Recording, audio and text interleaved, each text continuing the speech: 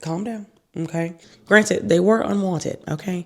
And some of them do be nasty and dirty. Hey, welcome back to my channel. If you're new here, my name is Gloria and I am a full-time clothing reseller on Poshmark, eBay, Depop, and Mercari. And I want to chat with you guys yet again. I did put out a video talking about some things that I changed in my business. And this is going to be kind of like a part 2. I may make a part 3, 4, 5, 6, 7, 8, 9, 10, because I feel like I am not writing everything down like I should. But I want to talk about just 5 things. I think the last one I talked about a lot more, but just 5 right now. So the very first thing that I have changed in my business as far as like the mindset and mental health of it, I actually stopped watching resellers that didn't align with what I currently sell. Now you're probably thinking like, well, why would you do that? You're limiting yourself. However, I don't think so.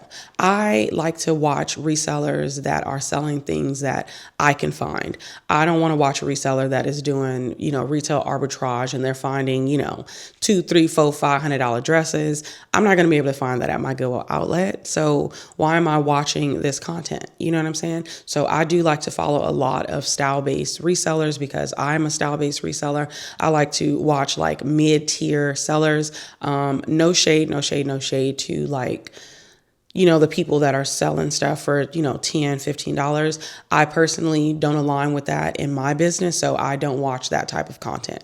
Now, I know that sometimes, you can watch a reseller and you just like them as a person, because I'm sure some people do that with me. That's why I noticed that my Goodwill outlet hauls don't be performed that well on my channel, and it's because people like me as a personality, and they don't really give a crap about what I'm picking up at my outlet because it is lower level pieces to them. So that is something that I did change, which was just making sure that I am surrounding myself with reseller content that aligns with my business model. So I don't watch like people that are at yard sales or garage sales that are buying antiques and hard goods, because I'm not selling hard goods. I don't even pick up shoes anymore. I am fully a clothing reseller. Like, no joke. I only sell clothes. I think I have sold like linen before, but that was only because it was inside a clothing bin. 99.9% of the time when I am selling anything that is not clothing, it is because it was found in a clothing bin. Any hard goods that I pick up at the outlet is for my apartment. It is not for me to list on my platforms to make money from.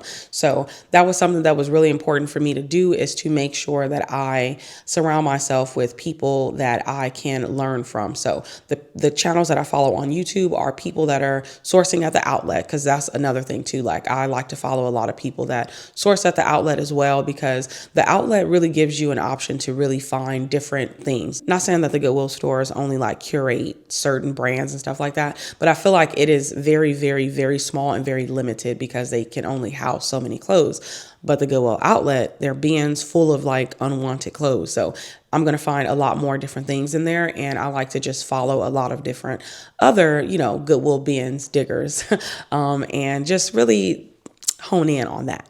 So if you are getting into reselling at all, I would suggest you follow people that is going to align with your business model. So if you're going to be a high ASP seller, I don't think you should like watch too much content when it is people that is buying low level stuff or stuff that I'm buying, vintage pieces, style based. If you are heavily into, brands, I would suggest you follow those types of content creators, because then you'll be able to learn.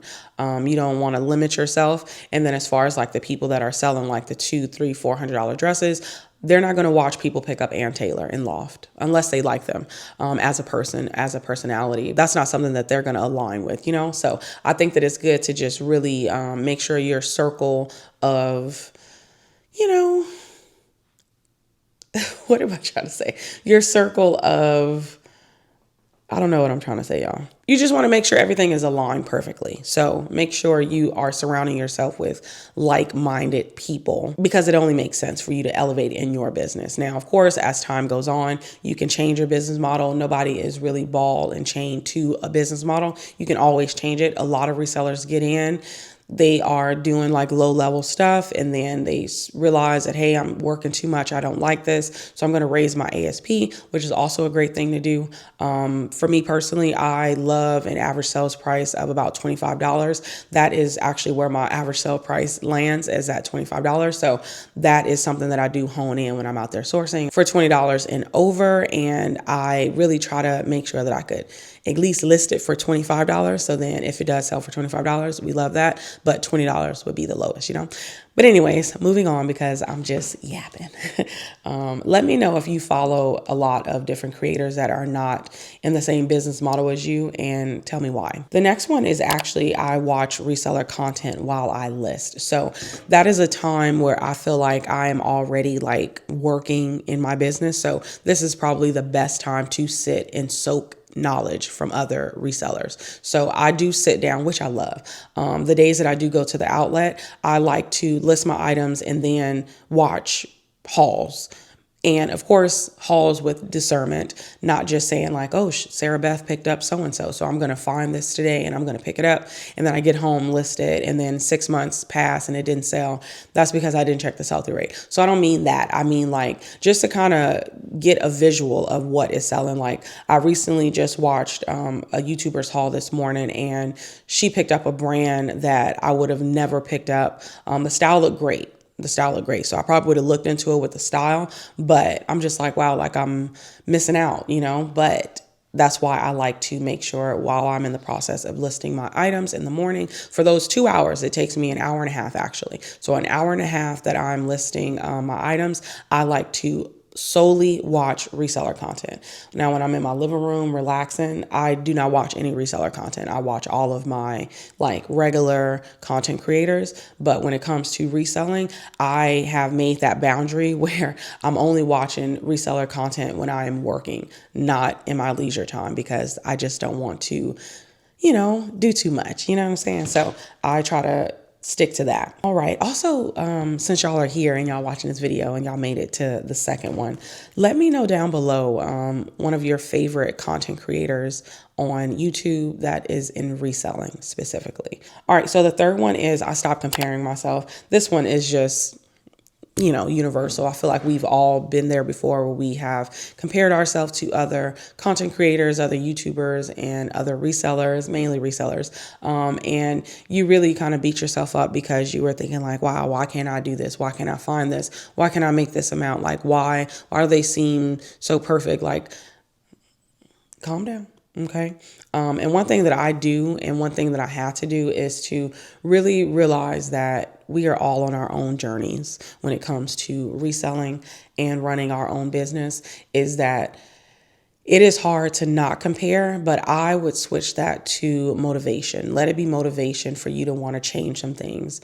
I personally feel like as the years went on, Kaylee has been the most motivational reseller that I have been watching over the years. I've actually been watching her for 4 years now, consistently, because I think in the beginning it was like on and off, but consistently I've been watching her for years now, and I've learned so much. And of course, being a part of the Resellers Edge University, I've learned even more. Like I thought I reached the ceiling, but the ceiling bust out, and I'm learning 3 times as much on Resellers Edge. I do have a code down below. This is not an ad, but if you're interested, it is a 50% off code if you are trying it out for your very first time. Anyways, so I got inspired by her and how she ran her business. Now, of course, she is running a different business than I am because she has employees and she is doing other things on top of running her reselling business. I recognize that I personally don't want to get to a place where I have employees. I did try that out multiple times. I had my nephew work for me at one point. He was photographing my items. And then I had my sister. She was going to be my assistant. That was very short-lived, but she did help me get my inventory together. But I realized that I don't want to pay anybody. I can do all of these things on my own. I just had to really focus on just trying to get a work-life balance. And I remember watching a video on the Resellers Edge University, and Sean was talking about that there's no such thing as work-life balance. And I have to disagree with him, okay? Because I definitely think that you can have a work-life balance. You just have to set boundaries and do not cross those boundaries. I have to do a lot of trial and error over the years. And like I said, August has been the time where I really honed in on making sure that I feel comfortable not only in my home, but also in my business. And the only way I was able to do that is by lessening the amount of time that I'm spending working, okay? And the only way that I was able to do that is to sit down and figure out what is priority in my business and what is not priority, and recognizing that I needed to move some things around when it comes to the times that I'm listing my items, the times that I'm photographing my items, the times that I am pulling and packaging my sales, like sourcing and all of that. I'm able to really have a steady flow because I sat down and I devised a plan on how I can be the most productive and also not overwork myself and still have time to relax after a day's work. So for me, every single day, I don't work past 4 p.m. Some days, depending on the types of errands or the things that I do, I may work a couple, minutes over. But for the most part, 4 p.m. is typically like a cutoff time. So what I've noticed is that like my work schedule goes from 1 hour out of the day, I am pulling and packaging my sales. 2 hours out of the day, I allot myself to list and cross list. 3 hours out of the day, I am sourcing. And then it takes me probably about an hour, of travel time. And then I give myself between like a 30-minute to an hour break between time, be that using the restroom, grabbing something to eat, sitting down for a little bit, like an hour for that. And then it takes me about an hour to I don't want to say prep, but kind of prep. So like I need to inventory the items. I need to, put them on the rack. I need to steam them. I need to, photograph them, measure them, all of that. I'd say that takes about a good 2 to 3 hours. So that pretty much is what my day looked like 2 times out of the week. And then the other days, I make my schedule to where, that hour I am pulling and packaging sales. And then again, the 2 hour I allot myself to list and cross list my items. And then those 3 hours that I would be at the outlet, I'm actually running errands. So if I gotta, get groceries, I gotta go get my nails done, I gotta get my hair done. Like I allot that time for like errands and cleaning my apartment and all of the things. And then I make that 2 hour time for, the prepping and the photographing. So I feel like, I've created a work schedule that works for me. And that's why I would have to say that I have a work-life balance. I do work Monday through Thursday, and I did add on Friday, pulling sales, and then the listing, and then the sourcing. And then I don't photograph that day because I don't have to list on Saturday. So Fridays look more like a 5-hour shift, if you will.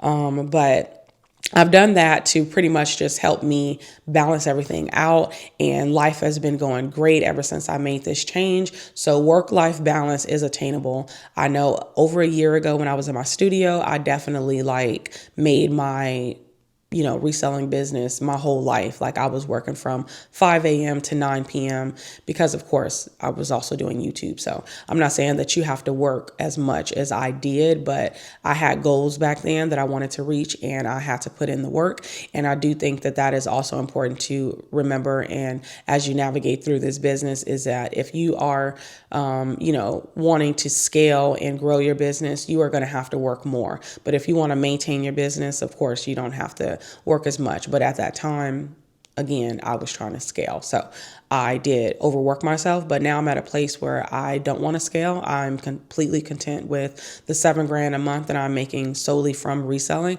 and I'm happy with that. But yeah, just to wrap that up, don't compare yourself because we are all on different journeys.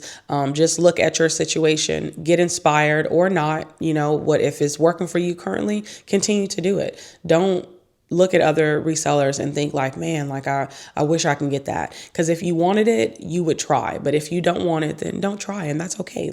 You don't have to be where everybody else is.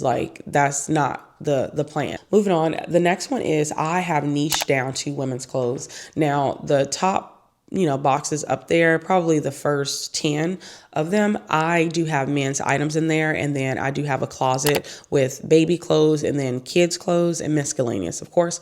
And I've recognized that as time have went on, I have been getting better and better and better with my sourcing when it comes to women's items. So I really want to hone in on solely focusing on women's items and not the other stuff. So I have slowed down significantly with picking up other things. So I don't pick up any shoes anymore now, unless it was in a clothing bin and it's a great brand. I know it's going to sell. I think the last time I picked up a pair of shoes, they sold, which that's what we wanted. But it was only because I hit a few factors as to why these would sell.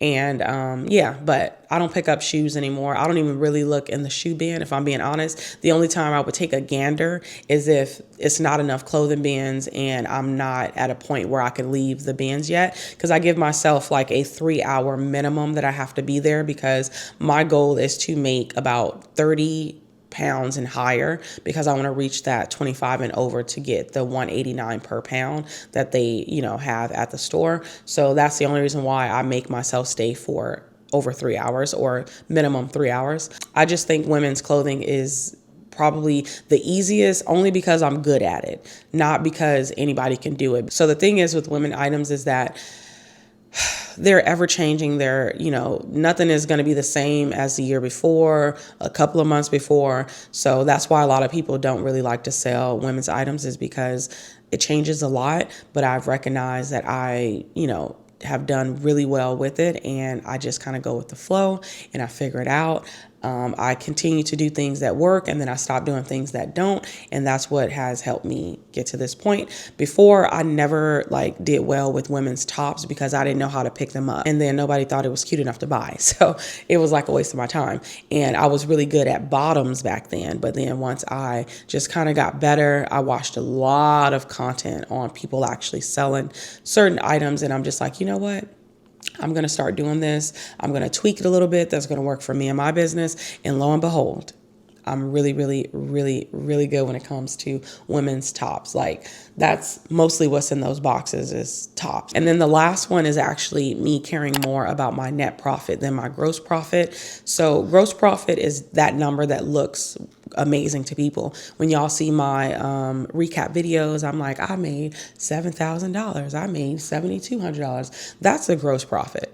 Your girl netted like $5,500, which is still good. It's not bad at all. But that's the net, okay? That's after I take out my cost of goods. That's after they take out all the fees. And that is what is going into my bank account, okay? So when I switch from caring about a gross profit, because a lot of people sell items for $35, $40, $50, and they paid $12 for it at the, at a thrift store or whatever. And then they paid fees on that platform. And let's say, not only just the fee that the platform takes, but also a promoting fee, you know what I'm saying? So, or it could be dynamic, who knows? So all of that, after everything is said and done, they probably make like a $19 net profit, which is actually still good, okay? Don't get me wrong, still good. However, for me, I shop at the bins. So my items are costing about $1 or $2. Right now, as of late, it's been costing about $1.20. Before it was like $1.60 or so. So I've been getting really good with picking up those lightweight items to try to help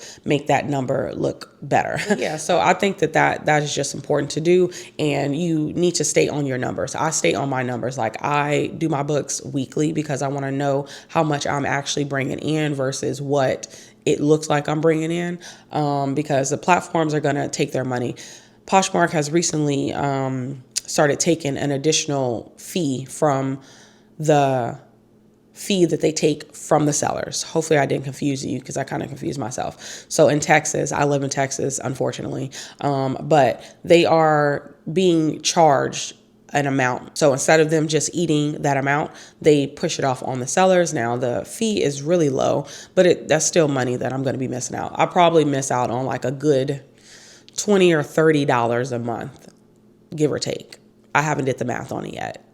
I probably should, right? Because it's only 40 cents, 20 cents, but that's per sale, depending on how much that item actually sold for and how much Poshmark decided to take out.